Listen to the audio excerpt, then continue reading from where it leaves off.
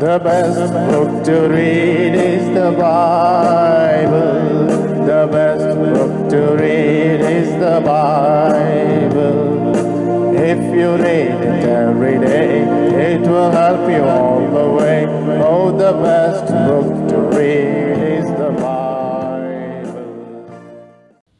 Dear brothers and sisters in the Lord, ప్రభునందు ప్రియమైన సహోదరి సహోదరులారా, today's verse for our meditation is taken from the book of Deuteronomy, 1st chapter, verse 21. నేటి దినం మన ధ్యానం కొరకు ద్వితీయోపదేశకాండం 1వ అధ్యాయం 21వ వచనం నుండి తీసుకొనబడింది.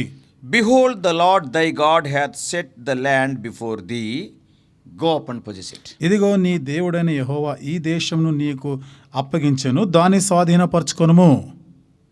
At last, after 40 years of wandering in the wilderness, the Israelites came to the borders of Canaan. చివరికి 40 సంవత్సరాలు ఆ అరణ్యములో తిరిగి సంచరించిన తర్వాత ఇక ఇశ్రాయేలీలు వాగ్దాన దేశం యొక్క సరిహద్దుకు వచ్చారు. Moses was giving them final exhortations. మోషే వారికి చివరి హెచ్చరిక మాటలు చెప్తున్నాడు. Of course, Moses was also in the final months of his life. అయితే మోషే కూడా తన జీవితంలోని ఆఖరు నెలల కాలంలో ఉన్నాడు. When Moses expounded these words, మోషే ఎప్పుడైతే ఈ మాటల్ని వారికి వివరించాడో, Israel was east of Jordan, that is in the Moabites territory. ఇశ్రాయేలీలు యోర్దానుకి తూర్పు భాగంలో ఉన్నారంటే మోయాబు సరిహద్దు ప్రాంతాల్లో ఉన్నారు.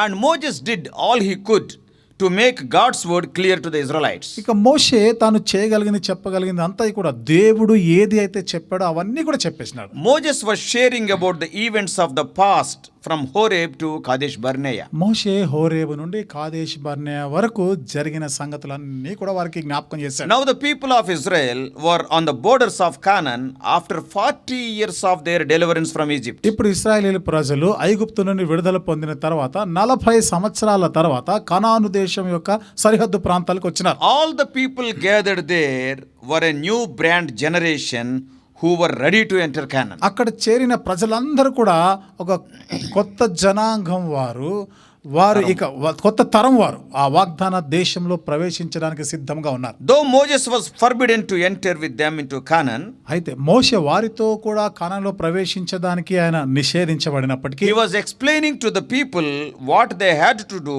to conquer the enemies and to claim the promised inheritance. కాబట్టి ఆ శత్రువులను జయించి ఆ వాగ్దాన దేశాన్ని స్వాధీనపరచుకోవడానికి వారు చేయవలసిన అన్ని కూడా వారికి చెప్పినాడు.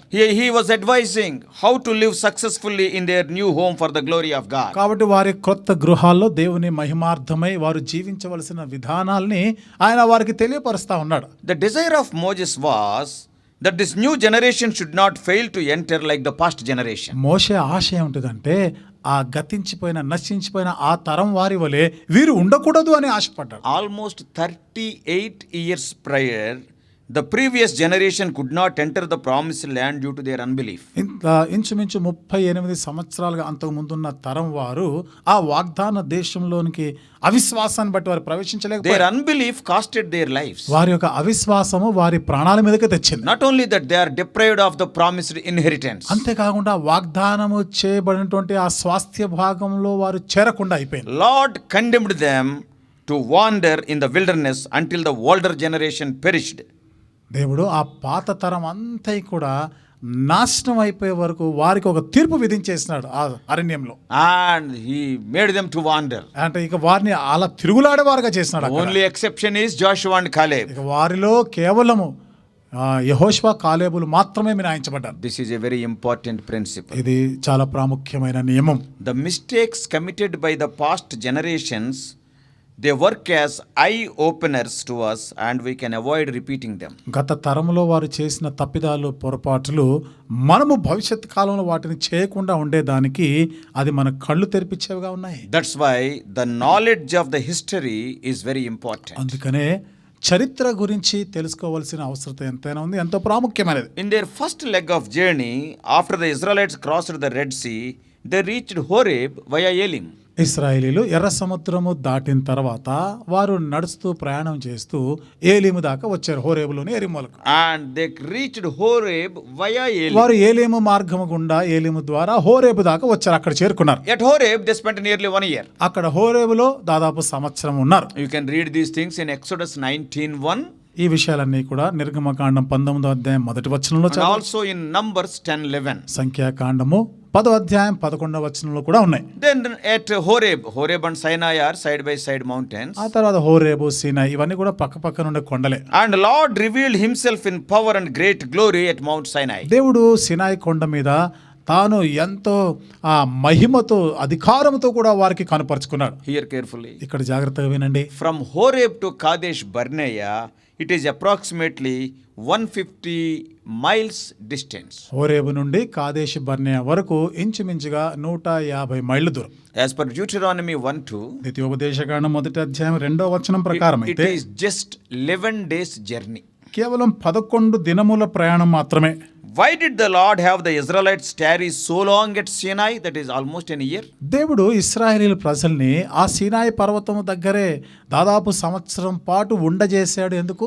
God wanted them to know the law and how to worship. వారు ధర్మశాస్త్రమును ఎరగాలి మరియు ఏ విధంగా ఆరాధన చేయాలో వాళ్ళు తెలుసుకోవాలి అని దేవుడు కోరినాడు. The law reveals the sinfulness of man and also the holy character of God. ధర్మశాస్త్రము మానవుని యొక్క పాపపు స్థితిని చూపిస్తుంది, అంతేకాకుండా దేవుడు ఎంత పరిశుద్ధుడు ఆయన గుణగణాలను కూడా చూపిస్తుంది. What Israelites had to do to enjoy God's presence and blessings was explained in the law. దేవుని యొక్క సన్నిధి ఆశీర్వాదాలు అనుభవించడానికి వారు చేయవలసినవి ధర్మశాస్త్రంలో బయలుపరచబడుతున్నాయి. In a broader sense, Moses was the first prophet to the Israel. ఇక విశాల దృక్పథంలో మనం చెప్పాలంటే వారికి మొట్టమొదటి ప్రవక్తగా మోషేని దేవుడు ఇచ్చాడు. Though God called Abraham as a prophet in Genesis 20 verse 7, ఆదికాండం 20వ అధ్యాయం 7వ వచనంలో దేవుడు అబ్రహాముని ప్రవక్తగా పిలిచినప్పటికీ Israel did not exist as a nation during the days of Abraham. ఇశ్రాయేలీయులు ఒక దేశము, ఒక జనాంగముగా ఆ అబ్రహాము కాలంలో వారు ఉండలేదు. And through Moses, మోషే ద్వారా God set such a high standard for the people, and we know that all the subsequent prophets lived under his shadow. దేవుడు వారికి అంతటి ఉన్నతమైనటువంటి స్థానం ఇచ్చాడు. ఆ ప్రవక్తలందరూ కూడా ఆ నీడన వాళ్ళు ఉండినవారు. Yes, they were under the shadow of Moses. వారు మోషే యొక్క నీడలో ఉన్నవారు. Every prophet later, if you read the Bible, they explained what Moses said. మీరు బైబిల్ గ్రంథంలో చదివితే ఆ తర్వాత వచ్చిన ప్రవక్తలందరూ కూడా ఇంచుమించుగా మోషే చేసిన కార్యాలు, మోషే గురించి ప్రస్తావించారు. They explained what Moses said. మోషే చెప్పిన మాటలని వాళ్ళు కూడా వివరించారు. No other prophet attained Moses' standard until the coming of Lord Jesus. మరి ఏ ప్రవక్త కూడా యేసుక్రీస్తు ప్రభువు రాకడ వరకు కూడా మోషే స్థానానికి చేరుకోలేరు. I want to tell, నేను మీతో చెప్పాలనుకుంటున్నాను, Moses had never read any commentary. మోషే ఎన్నడూ ఏ వ్యాఖ్యానం కామెంటరీ చదవలేదు. But innumerable commentaries are written on every message of Moses. కానీ మోషే ఇచ్చిన ప్రతి సందేశానికి కూడా లెక్కింపశక్యము కానన్ని వ్యాఖ్యానాలు జరిగాయి. So from Abraham onto the nation at Moses' time, కాబట్టి అబ్రహాం మొదలుకొని మోషే కాలం వరకు ఉన్నటువంటి ఆ జనాంగంలో and each Israelite was to realize that he should in the line of God's inviolable promise. ప్రతి ఇశ్రాయేలీయుడు కూడా మరి తొలగించబడినటువంటి దేవుని యొక్క వాగ్దానమునకు వారు కట్టుబడి ఉండాలి. And the command to take possession was stressed time and again. You possess, you possess, you possess. నీవు దానిని స్వాధీనపరచుకో అనే తరచుగా వారికి ఆజ్ఞాపించబడిన ఈ ఆజ్ఞను వారు ఉల్లంఘించకూడదు. Also God desired to create a hunger in the hearts for the fruitfulness and the beauty of the promised land. అంతేకాకుండా చూడండి, ఆ వాగ్దాన దేశం యొక్క ఫలాన్ని, ఆ రమ్యత, ఆ సౌందర్యాన్ని వారు అనుభవించాల్సిందిగా దేవుడు కోరినాడు. Yes, but the evil report of those 10 spies discouraged them 38 years ago. అయితే 10 మంది వేగుల వారు తెచ్చిన చెడ్డ సమాచారం, 38 సంవత్సరాల క్రితం వారు తెచ్చిన సమాచారము వారిని ఎంతో నిరాశపరిచినగా ఉంది. I want to remind you, మీకు నేను జ్ఞాపకం చేయాలనుకుంటున్నాను, sending 12 spies to spy out the land of Canaan was not God's plan, was not Moses' thought. కనాను దేశానికి వేగు చూడడానికి పంపించబడిన 12 మంది వేగుల వారి మాటకొస్తే అది దేవుని యొక్క ప్రణాళిక కాదు, మోషే సంకల్పించింది కూడా కాదు. God said go and possess it. దేవుడైతే మీరు వెళ్ళండి, స్వాధీనపరచుకోండి But that అన్నాడు. was the idea of the Israelites, the common people. అయితే ఇశ్రాయేలీయులు ప్రజలు, సామాన్య ప్రజల యొక్క ఆలోచన అది. When we use our thoughts, మనము మన తలంపులు, మన ఆలోచనలను ఉపయోగిస్తే oh, they look so bright and wise. చూడడానికి ఎంత ఉజ్వలమైనదిగా అనిపిస్తాయి, ఎంతో బాగుంటాయి. But the result will be destruction. కానీ దాని ఫలితం నాశనం. Our wisdom is foolishness in the sight of God. మన జ్ఞానము దేవుని దృష్టికి వెర్రితనం. So the result of that thought was unbelief, death, and another 38 years of wandering. ఆ ఆలోచన యొక్క ఫలితాలు పరిణామాలు ఏమిటంటే అవిశ్వాసము వారి ప్రాణాల మీదకి వచ్చింది.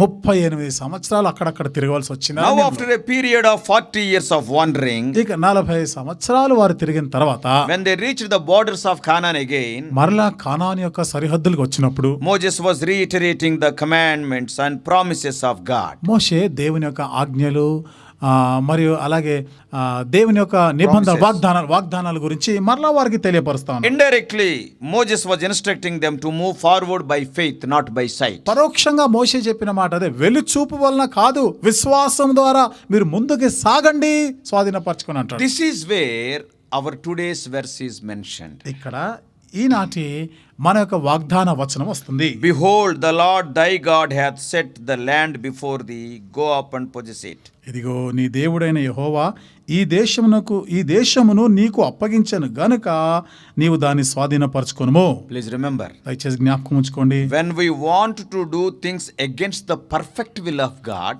దేవుని యొక్క పరిపూర్ణమైన చిత్తానికి విరుద్ధంగా మనం చేయాలనుకున్నప్పుడు God permits us, undoubtedly he will permit us to do things as per our requests. నిస్సందేహంగా దేవుడు మన కోరిన ప్రకారం మన కోరిక ప్రకారము చేసుకోవడానికి అనుమతిస్తాడు. But that can never be the perfect will of God, but it will be the permissive will of God. అయితే అది దేవుని యొక్క పరిపూర్ణమైన చిత్తముగా ఉండదు, కానీ అనుమతించబడిన చిత్తముగా ఉంటుంది. In his permissive will, we face divine discipline also. తాను అనుమతించినటువంటి ఆ చిత్తంలో దైవికమైనటువంటి క్రమశిక్షణలోనికి మనం వస్తాం, అది ఎదుర్కోవాల్సి వస్తుంది. Such discipline costs us very dearly. అలాంటి క్రమశిక్షణ మనకి ఎంతో క్రయం చెల్లించవలసి వస్తుంది. అక్కడ Yes, there will be great loss. ఎంతో నష్టం కూడా, ఘోర నష్టం ఉంటుంది. I think in Psalm 106 verse 15.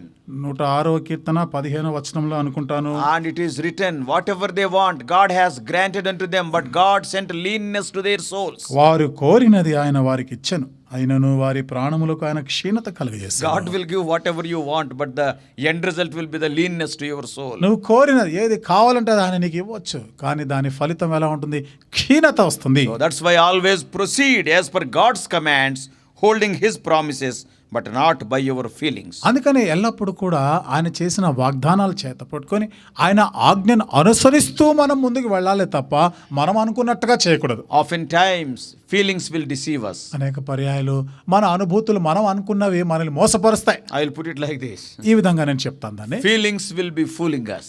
మనం అనుకున్నవి మనల్ని మోసం చేస్తాయి, బుద్ధిహీనులుగా చేస్తాయి. From this message of Moses, today too, God is giving you a second chance. మోషే సందేశం నుండి ఈ రోజుకి కూడా దేవుడు రెండవ తరుణం ఇస్తున్నాడు నీకు. Probably in the past, by choosing the permissive will of God over his perfect will, you may have incurred much loss. బహుశా గతంలో దేవుని యొక్క పరిపూర్ణమైన చిత్తం కాక ఆయన అనుమతించబడినటువంటి చిత్త ప్రకారం సాగిన కారణం బట్టి ఎంత నష్టపోయి ఉంటావు. You walked by sight, not by faith. ఇక్కడ నీవు వెలుచూపును బట్టి జీవించావు, విశ్వాసాన్ని బట్టి కాదు. Today, repent of your wrong choice. మరి ఈ దినాన తప్పుడు నిర్ణయాలు బట్టి నీవు పశ్చాత్తాపపడాలి. Take a decision to walk by faith in future, fully depending on his guidance and promises. రాబో దినాల్లో విశ్వాసమును బట్టి ఆయన యొక్క నడిపింపు ప్రకారం ఆయన వాగ్దానాలు చేపట్టి నడుచుకుంటానని ఒక తీర్మానం చేస్తాను. Don't repeat those mistakes. ఆ పొరపాట్లు మరలా చేయకు. Claim his promises. ఆయన వాగ్దానాల్ని కోరుకో. May God help you. దేవుడు నీకు సహాయం చేయను గాక. Please note, at the end of every message, some slides are uploaded. దయచేసి గమనించండి, ప్రతి వర్తమానం యొక్క చివరిలో కొన్ని స్లైడ్స్ పెడుతున్నాము. And to have more information, please go through those slides also. కొంత అధికమైనటువంటి సమాచారం కొరకు వివరాలు తెలుసుకోవడానికి ఆ స్లైడ్స్ తప్పక చూడండి.